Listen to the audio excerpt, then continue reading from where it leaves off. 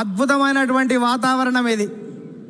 మొన్నటి వరకు ఒక రకంగా ఉండే, మా కాడ ముక్కోడు పోయిండు, మీ కాడ తిక్కోడు పోయిండు.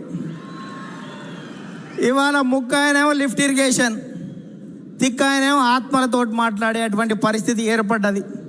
ఈ సమయంలో జనం కోసం, జాతి కోసం, పేదల కోసం, బీదల కోసం మహానాడు ఏర్పాటు చేసుకొని అధికారంలో ఉంటే ప్రజలకు చేయవలసిన దాని గురించి, ప్రతిపక్షంలో ఉంటే ప్రజా సమస్యల మీద మాట్లాడేటువంటి ఈ మహానాడు వేదికపై, ఈ మహత్తరమైన వేదికపై తెలుగు జాతి విశ్వఖ్యాతి అనేటువంటి అంశం మీద ఈ తీర్మానాన్ని బలపరిచే అవకాశం ఇచ్చిన బాబు గారికి ధన్యవాదాలు. సోదరులారా, స్వర్గీయ నందమూరి తారక రామారావు గారి మనందరి ఆరాధ్య దైవం, తెలుగువాడి ఆత్మగౌరవానికి ప్రతీక, నమ్మిన సిద్ధాంతాల కోసం మడమ తిప్పని యోధుడు, ఎందరికో రాజకీయ జన్మనిచ్చిన కారణ జన్మడు, సినీ వినీలాకాశంలో రారాజుగా వెలుగుతున్నటువంటి సమయంలో రాష్ట్రంలో, కేంద్రంలో ఉన్నటువంటి పరిస్థితి చూసి ఢిల్లీ పురవీధుల్లో దిగజారుతున్న తెలుగువాడి ఆత్మగౌరవాన్ని పరిరక్షించాలని, తెలుగువాడి ఆత్మగౌరవం అంగట్లో అమ్మే సరుకు కాదని నిరూపించాలని, గాఢాంధకారంలో ఉన్న తెలుగు జాతికి వెలుగులు ప్రసాదించాలని, రాష్ట్రంలో ఉన్నటువంటి ఆర్థిక అసమానతలు, సాంఘిక దురాచారాలు, ఇవాళ నిరుద్యోగం, నిరక్షరాస్యత ఇటువంటివి పారదోలాలని, పేదల కోసం, బీదల కోసం, బడుగు జనం కోసం, పల్లె ప్రజల కోసం, అణగారిన జనాల అభివృద్ధి కోసం ఆదర్శవంతమైనటువంటి విధానాల ద్వారా తెలుగుదేశం పార్టీకి శ్రీకారం చుట్టాడు అని ఈ సందర్భంగా గుర్తు చేస్తున్నా. అందుకనే తెలుగుదేశం పార్టీ ఆవిర్భావం తర్వాత రాష్ట్ర రాజకీయాల్లో పెను సంచలనం చంపింది. 9 నెలల్లోనే ఇవాళ అధికారంలోకి వచ్చినటువంటి చరిత్ర మనది. భారతదేశ రాజకీయాల్లో సంచలనాలు సృష్టించినటువంటి చరిత్ర మనది. ఒక ప్రాంతీయ పార్టీగా ఉండి భారత పార్లమెంట్లో ప్రతిపక్ష స్థాయిలో కూడా ఉండగలమని నిరూపించినటువంటి చరిత్ర మనది. భారత ప్రధానమంత్రులు, రాష్ట్రపతుల ఎన్నికలో కూడా ప్రధానమైన భూమిక పోషించినటువంటి చరిత్ర తెలుగుదేశం పార్టీ.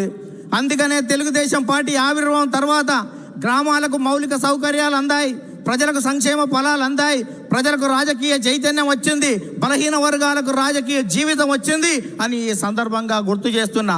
సామాజిక మార్పులకు స్వాగతం పలికాం, ఆర్థిక అభివృద్ధికి అందలం వేశాం, నిమ్న జాతుల ఉద్ధరణ కోసం, బడుగు జనోద్ధరణ కోసం బాటలు వేశాము అని ఈ సందర్భంగా గుర్తు చేస్తున్నాను. అందుకనే సోదరులారా,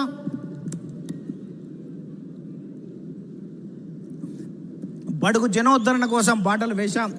అందుకనే గతంలో రాజకీయాలు భూస్వాములు, ఆసాములు, జమీందారులు, జాగీర్దారులు, దేశ్ముఖులు, దేశ్ పాండేల కబంధ హస్తాలలో ఉన్నటువంటి రాజకీయాన్ని గరీబోళ్ళ ముంద ఉంచినటువంటి చరిత్ర తెలుగుదేశం పార్టీది.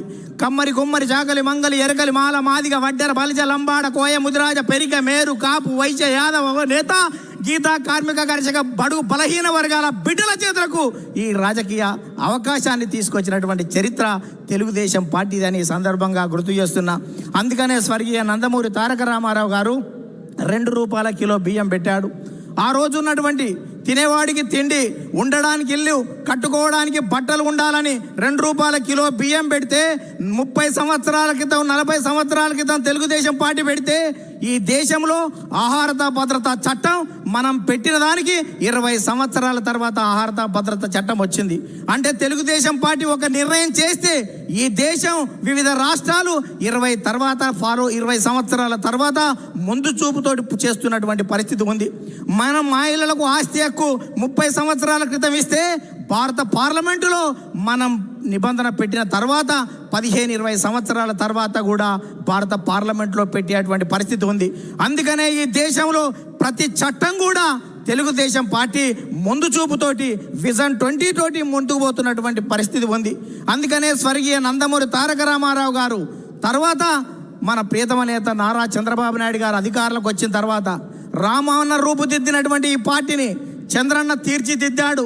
అందుకనే విద్యకు ప్రాధాన్యత ఇవ్వాలనే ఉద్దేశంతో ఇవాళ సమైక్య రాష్ట్రంలో 23,000 పాఠశాలలు, 1,047 ఉర్దూ పాఠశాలలు, 40 రెసిడెన్షియల్ పాఠశాలలు, 4,352 అప్పర్ ప్రైమరీ స్కూళ్ళు, 906 ప్రైవేట్ జూనియర్ కళాశాలలు, 362 ప్రభుత్వ జూనియర్ కళాశాలలు, 131 ఇన్సెంటివ్ జూనియర్ కళాశాలలు, 1,295 డిగ్రీ కళాశాలలు, 275 బీఈడి, 276 ఎంసీఏ, 206 ఎంబీఏ, 188 ఇంజనీరింగ్ కాలేజీలు, ఇలా 26 మెడికల్ కాలేజీలు, 24 ఫిజియోథెరపీ కాలేజీలు ఏర్పాటు చేసి, 31 నర్సింగ్ కాలేజీలు ఏర్పాటు చేసి, 31 ఫార్మసీ కాలేజీలు ఏర్పాటు చేసి, ఇవాళ 1,60,000 టీచర్ పోస్టు భర్తీలు చేసి, 60,000 విద్యా వాలంటీర్ల నియామకం చేసి, కిలోమీటర్కి ఒక ప్రాథమిక పాఠశాల, 3 కిలోమీటర్లకు ఒక ఉన్నత పాఠశాల, మండలానికి ఒక జూనియర్ కళాశాల, రెవెన్యూ డివిజన్కి ఒక ఇంజనీరింగ్ కళాశాల, జిల్లాకు ఒక మెడికల్ కాలేజీ ఏర్పాటు చేసి 17% అక్షర శాతాన్ని పెంచి ప్రపంచవ్యాప్తంగా వస్తున్నటువంటి అవకాశాలని పునికి పుచ్చుకొని వెతికి పట్టుకునే దమ్మును, ధైర్యాన్ని, చైతన్యాన్ని,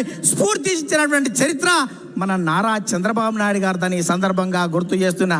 అందుకనే యువత నేడు నారా అంటే రా అని పిలుస్తున్నటువంటి తరుణం ఆసన్నమైంది అని ఈ సందర్భంగా గుర్తు చేస్తున్నా.